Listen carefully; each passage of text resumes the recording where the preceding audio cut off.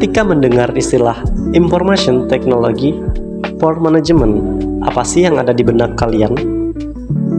Nah, Informasi Teknologi for Management atau IT for Management adalah pemanfaatan teknologi informasi untuk mendukung, meningkatkan, dan mempermudah proses manajemen dalam sebuah organisasi ataupun perusahaan.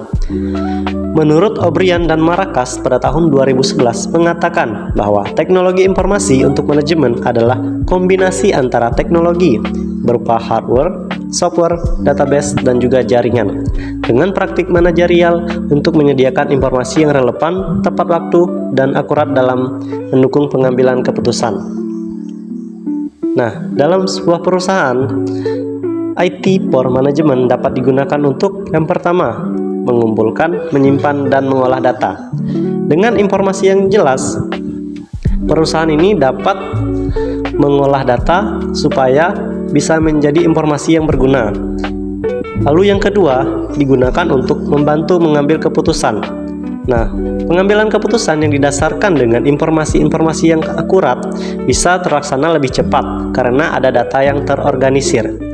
Lalu yang ketiga, dapat digunakan untuk mengatur sumber daya, yang dimana dengan pemanfaatan teknologi informasi ini, sumber daya seperti manusia, keuangan, waktu, aset dapat diatur dengan lebih efisien.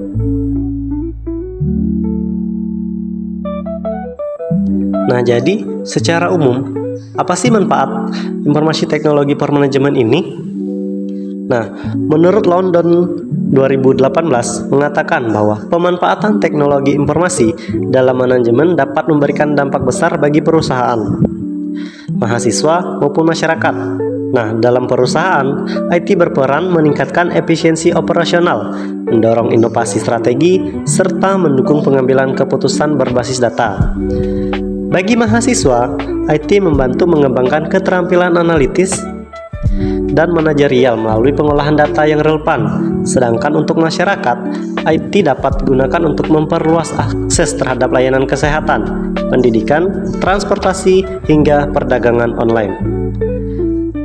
Sementara itu, menurut Turbon, Polonino, dan Wood tahun 2015 mengatakan bahwa IT for Management memberikan kepuasan keunggulan kompetitif, meningkatkan kualitas layanan pelangganan, serta memudahkan adaptasi terhadap perubahan pasar.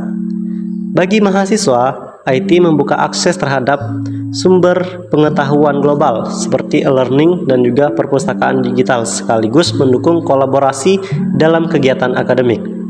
Di sisi lain, bagi masyarakat, IT mendorong inovasi, kewirausahaan, serta meningkatkan kualitas hidup melalui berbagai layanan digital.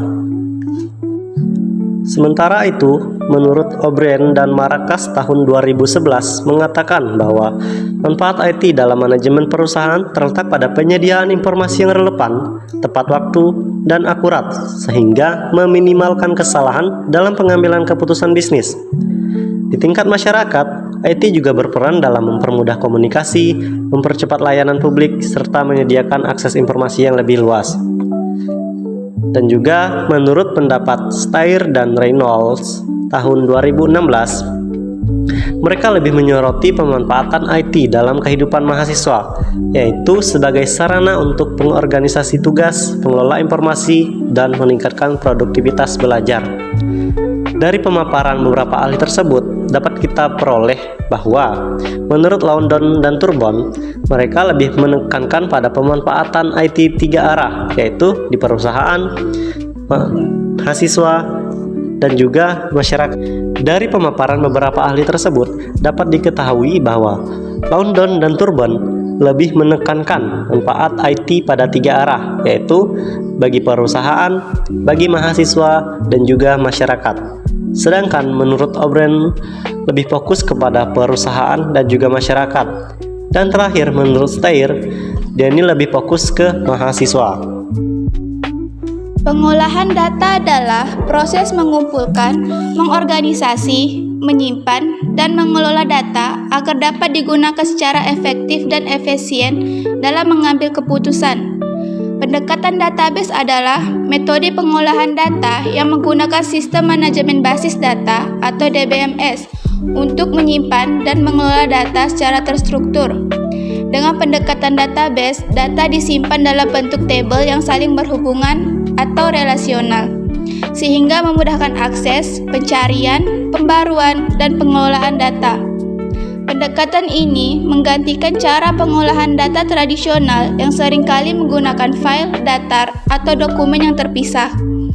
Menurut Thomas Connolly dan Caroline Beck, database management system provide an environment that is both convenient and efficient to us in retrieving and managing data.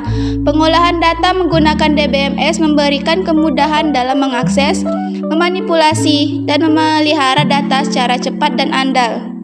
Database Management System atau DBMS adalah sebuah perangkat lunak yang digunakan sebagai perantara yang menghubungkan antara basis data dengan para user untuk melakukan pengolahan data. Database management dilakukan untuk membaca, mengorganisir, memperbarui, serta menghapus data yang sudah tersimpan dalam database agar lebih mudah. Olahan data tersebut kemudian disajikan untuk membantu perusahaan mengambil keputusan bagi manajemen perusahaan sesuai fungsi DBMS, yaitu sebagai penghubung basis data dengan program aplikasi untuk memastikan kalau basis data tetap terorganisir secara konsisten dan dapat diakses dengan mudah. Terdapat dua jenis bahasa komputer yang dapat digunakan untuk mengoperasikan DBMS, yaitu yang pertama, Data Manipulation Language adalah bahasa yang umum digunakan untuk melakukan perintah seperti manipulasi data dalam basis data. Yang kedua, Data Definition Language adalah bahasa yang digunakan untuk mengubah serta membuat struktur dalam suatu objek dalam basis data seperti indeks, table, views, skema, dan lainnya. Dengan adanya volume data dalam jumlah besar yang tersimpan pada database, terkadang kita membutuhkan pengelolaan data yang sangat cepat. Untuk itu, kita memerlukan cara baru dalam mengolah database. Tujuan database management system. Yang pertama, meningkatkan keamanan data dan berbagai data. Yang kedua, mempercepat proses akses data. Yang ketiga, mempermudah pengambilan keputusan. Yang keempat, mengurangi terjadinya inkonsistensi data. Yang kelima, meningkatkan integritas data. Dan yang keenam, mencadangkan data. Selanjutnya, fungsi database management system. Selain dari itu, ada 4 fungsi dalam menggunakan database management system atau DBMS, yaitu yang pertama, mengatur data. Melalui database management system, data diatur dengan menyesuaikan spesifikasi bahasa definisi data. Yang kedua, mengintegrasikan data. Database management system adalah perangkat yang digunakan untuk mengumpulkan, menggabungkan, dan mengembalikan sebagian data yang tersedia kepada pengguna. Yang ketiga, memisahkan data. DBMS berfungsi untuk memisahkan logika input atau output yang diperlukan untuk menghitung alamat, mengikuti rantai atau tautan, memblokir atau membuka blokir data, menemukan catatan, dan memilih elemen data. Yang keempat, mengontrol data. Saat DBMS menerima permintaan penyimpanan data dari program host, DBMS dapat ngerol bagaimana dan di mana data disimpan secara fisik. Kenapa sih data management system itu penting? Seperti yang sudah dibahas sebelumnya, menggunakan database management system atau DBMS memiliki sejumlah keuntungan yang dapat membantu bisnis dan kinerja SDM. Selain itu, database management system atau DBMS juga dapat meningkatkan efisiensi kerja, waktu dan biaya, meningkatkan keamanan terhadap kemungkinan penambahan, modifikasi, ataupun pencurian data, menyediakan penyimpanan data, dan memberikan kontrol data yang lebih mudah.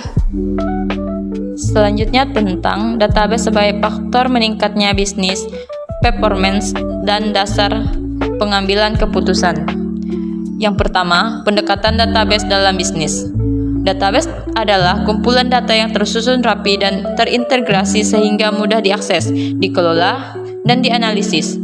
Dalam konteks bisnis, database menyimpan berbagai informasi penting, data pelanggan, transaksi, inventory, keuangan, hingga perilaku konsumen. Yang kedua, Faktor peningkatan bisnis performance. Yang pertama, efisiensi operasional. Menurut MyLayout, pada tahun 2012, database memungkinkan perusahaan mengurangi redundansi data, mempercepat akses informasi, dan meningkatkan akurasi. Hal ini membuat proses bisnis lebih cepat dan hemat biaya. Yang kedua, pemahaman pelanggan lebih baik. Menurut Candler dan Color, pada tahun 2016 menyatakan bahwa database marketing membantu perusahaan memahami kebutuhan pelanggan, segmentasi pasar, dan perilaku konsumen. Dampaknya strategi. Pemasaran bisa lebih tepat sasaran sehingga meningkatnya penjualan.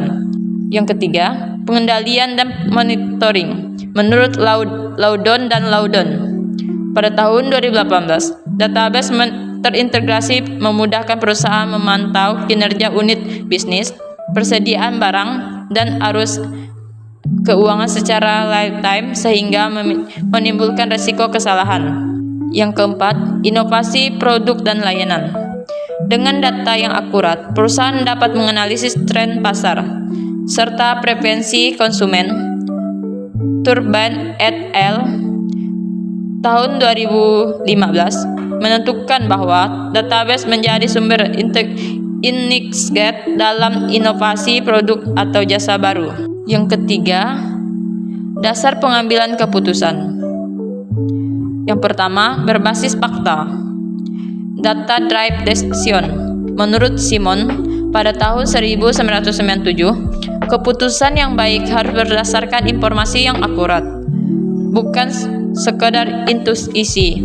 Database menyediakan data yang valid dan up to date. Yang kedua, mendukung sistem informasi manajemen. O'Brien dan Maracas pada tahun 2011 menyebut bahwa database merupakan inti dari SIM yang menyediakan informasi relevan untuk keputusan integrasi taktis maupun operasional. Yang ketiga, analisis dan prediksi. Dengan teknologi bisnis intelligence (BI) dan data analytics, database memungkinkan analisis mendalam pola serta prediksi tren masa depan. Hal ini membantu manajemen dalam merumuskan strategi jangka panjang. Yang terakhir, pengurangan risiko. Menurut Davenport dan Harris pada tahun 2007, perusahaan yang mengandalkan database dalam analisis dapat menimbulkan ketidakpastian dan mengurangi risiko salah satu langkah bisnis. Secara umum, pendekatan database bukan hanya menyimpan data, tetapi mengubah data menjadi sumber daya strategis. Selanjutnya tentang bentuk jaringan telekomunikasi saat ini. Dalam konteks IT for Management, jaringan telekomunikasi adalah infrastruktur utama yang memungkinkan data, suara, dan gambar berpindah dari satu tempat ke tempat lain untuk mendukung aktivitas manajerial.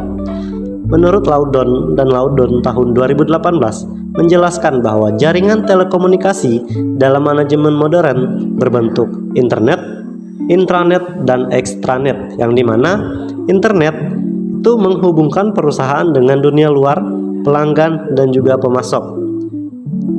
Kemudian ada intranet, yaitu berupa jaringan internal yang digunakan oleh karyawan untuk berbagi informasi perusahaan. Lalu yang ketiga ada extranet, yaitu berupa menghubungkan perusahaan dengan mitra bisnis atau pihak luar tertentu. Sedangkan menurut O'Brien dan Maracas tahun 2011, mereka berpendapat bahwa jaringan telekomunikasi untuk manajemen terdiri dari 3 hal. Yang pertama ada LAN, Local Area Network. Yang kedua ada WAN, Wide Area Network. Dan yang ketiga ada Client Server System, yang dimana LAN memungkinkan komunikasi dalam satu area terbatas, misalnya di area perkantoran. Yang kedua ada WAN, yaitu memungkinkan komunikasi jarak jauh antar cabang perusahaan. Lalu yang ketiga, ada client server system, yaitu berupa mendukung distribusi data dan aplikasi antara pusat server dan pengguna.